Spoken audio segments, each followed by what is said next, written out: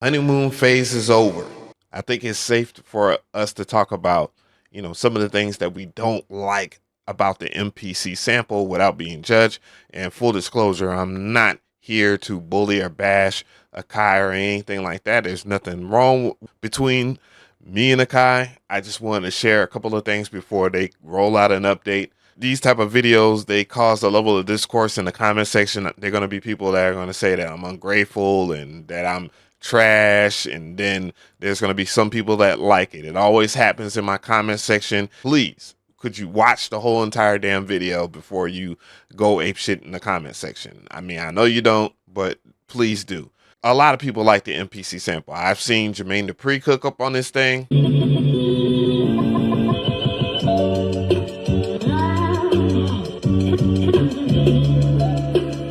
We'll revisit Jermaine Dupri. Ski Beats has been going absolutely stupid on this thing. Check this out.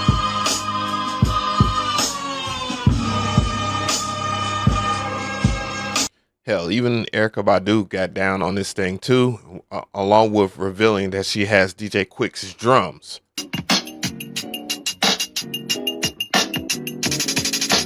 For those who want to talk smack about Erykah Badu, Lord, because I went to y'all pages.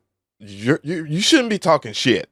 You shouldn't be talking shit. Your music is garbage. That's a fact. Anyways, I had the opportunity of pulling up on Jazzy Faye as well, and he gave me a demonstration of what he's been doing with the MPC sample. Man. But in a nutshell, a lot of people are enjoying the machine, and they enjoy some of the simplicities along with the perplexities of the machine. It's not hard to use. However, there are some things that, kind of need to be changed in a sense for better, lack of better. I don't know. This is what my thoughts are on this unit so far. Some of the samples are not pulling back up from when you save it. And again, I cannot do that. You know what I'm saying? I'm trying to figure out the words or whatever. Look, I'm not no wordsmith, but I can't repeat that same bug or trick or whatever. And I know how people are about the word bug, you know what I'm saying? But it is something that's not working properly. Jermaine Dupri has talked about it himself. I had to make this video because I told y'all in the other video that this machine, out of all the machines, reminds me of the MPC 60. What I mean by that is that on the MPC 60, it used to be this mode where, well, it ain't even in mode, they just forgot, I guess, where you'll make a beat, and if you wanted to sample something else after you made that beat, you had to save. If you did not save, and you just went to the turntables and sampled something else or wherever else you was getting that sample from, and you came back to that machine, the entire sequence was gone. Everything that you had done. If you had sat there for hours and made a beat, but you didn't save it, it was all gone. This machine has that same mindset. Here, if you get a sample like the one I just had, what you have to remember is that when you put a sample in, it's all in this one pad. Even when you chop it, the chops are still related to this one pad. So if you want to erase, you have to erase from the one pad. I have been erasing the chops, and I have been losing my entire samples. Every day, this has been happening to me, and I've been like, oh my God, what the fuck? Now, if this ain't happened to you, God bless you. But if you have been using the XL and the 3 and the 2, you know that we have to hit shift, and then we have to make a new program, and then that program goes to this space. But this machine, it doesn't have all of that extra shit. This is very much in the face, and it's very simple. But this little thing, this little shit has been driving me crazy. And I ain't seen nobody else talk about this on none of their videos. So I guess maybe I'm the only person that's been going through this. Hey, what? Bubble wrap Jermaine Dupri. He is a national treasure. But that is something, I don't know.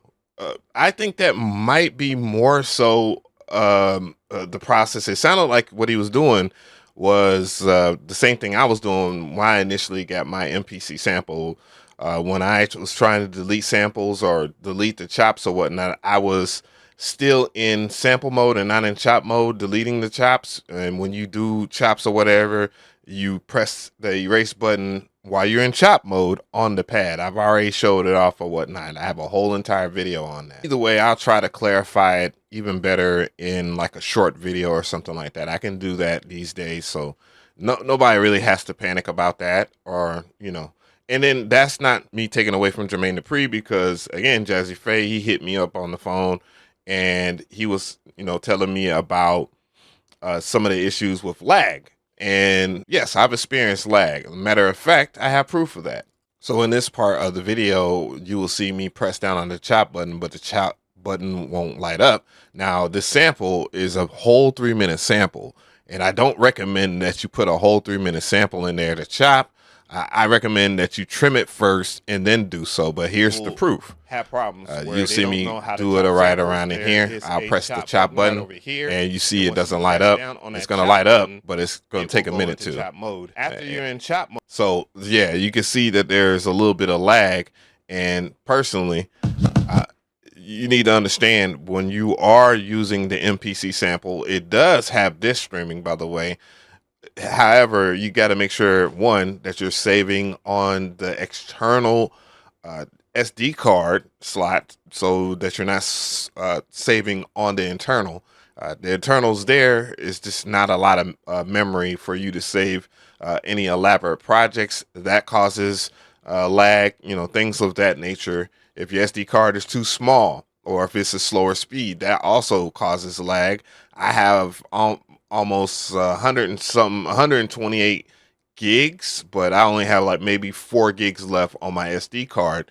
And you got to make sure when you are working with these units, because yes, they have 2 gigs of RAM, you still can't do the exact same thing you would in the MPC Live 3 and the MPC XL. So just let me clarify that. I really do appreciate you guys for understanding, and I just want to explain that. Not trying to take away from anybody or anything like that, but I want to move on to the other thing, which is the step sequencer. The step sequencer, by all means, is bad. The KO2 had a terrible step sequencer too. It was similar. It was a list mode. I thought personally that, Akai having their step sequencer, how it is on the MPC 1 and all the older MPCs all the way up to the newer MPCs, because you could still do step sequencing traditionally in MPC 3.0. I thought you would be able to press on the pads and, be able to highlight whatever you want to put in the step sequence. And that's not the case. And that's something that personally, I wouldn't step sequence, but I can understand people that would. And also, I could be wrong about that. I think there is more things that will be implemented, things that I do not understand, but it's things that people have pointed out. I'm not alone with this. Tatro pointed it out. I'm making Tatro, I don't mean to put you in this, but I saw Tatro pointed out in his review, and that's why I think his review is much better than mine, though I did point out some of the other things that I'm going to talk about in my review. There is a little bit of buzzing when you plug it up to a Windows desktop computer. Now, this problem doesn't exist on MacBooks, and this is similar to like the MPC Live 3 and the MPC XL. I have that exact same problem on there, so I think that's more or less that everything is looping in and out, because you get audio over USB on the MPC, and I don't know, for some godforsaken reason, using a MacBook, an iPad, an iPhone, you don't get that buzzing sound. And matter of fact, if you plug up your MPC sample to any of those Apple-based computers, they will charge your MPC sample. And yes, it does charge on a Windows-based unit, Windows-based laptop, desktop computer. I just noticed that I get this buzzing sound. Even when I like plug it up to a regular plug or whatnot, I still get that buzzing sound. So I don't know what's up with that.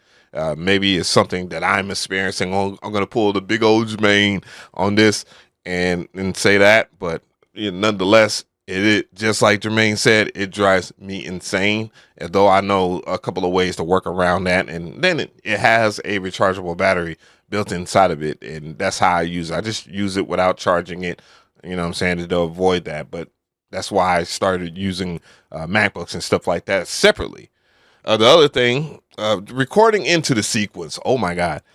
This one right here, it blew me, but I just think it's just a natural workflow. I don't think Akai's going to change that. And also, one of the things that I would say, just because you own a certain MPC doesn't mean that it should be exactly like the MPC, but this is one of the things that I would argue it's hard to get over because of the fact that every MPC, uh, ever since the Roger Lint MPCs, do this very well, and that is being able to record over everything that you previously dropped, which unfortunately on the MPC sample, it only has sequence record and sample record. Sample record is how you record samples. Sequence record is how you record into the sequence, and it doesn't have like an overdub button or anything like that, which all of the previous MPCs before it have. So I understand why that is. It's just that it always kind of bugs me, you know what I'm saying, when I make a beat on there. And last but not least, a lot of people don't know that you can actually load MPC stuff from your MPCX to your MPC sample or whatever MPC that you got. And it's not the way that you think, I guess, is what I want to say. It's more or less, well, or at least for me, I use the MPC 3 software, and you are able to create a project.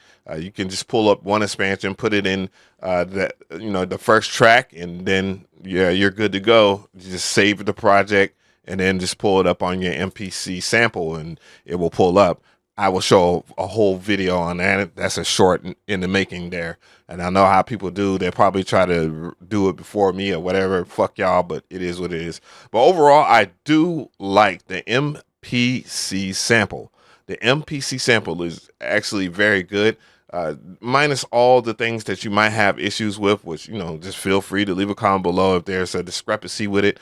I don't care to hear from anybody that, they might have got a defective unit. I think people need to understand that sometimes you will get a defective unit, maybe even twice. It's not the end of the world. It's happenstance. So that's what you need to do when it comes down to that. I almost got off the beaten path there, but just let me know in the comment section how you feel about it. If you've experienced anything that should be abnormal, like things not saving or something like that, make sure that you say something about it, because even if I don't have those experiences, someone else probably does. You know what I mean? I can't just base it off of my experience. You feel me? And that's all.